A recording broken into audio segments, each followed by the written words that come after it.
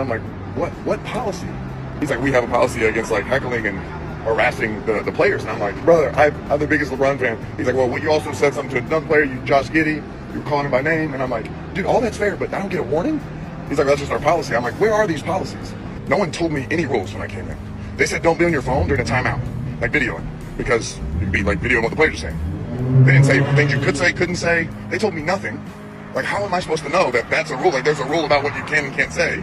So I'm like, where can I find this policy? I looked at the ticket disclaimer. It's nowhere in the ticket. It's nowhere on the website. There's nowhere I can see these rules. So there's no way I can know about a rule that could get me kicked out. The ticket was thousands and thousands of dollars.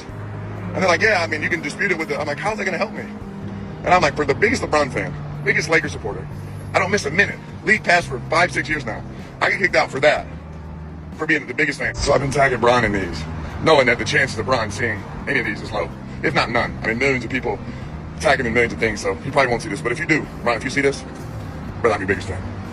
I've been your biggest fan for the better part of 20 years. Been a witness. I was actually at the first game that you played in front of live fans after the pandemic in Atlanta, sitting on the court, yelling my heart out.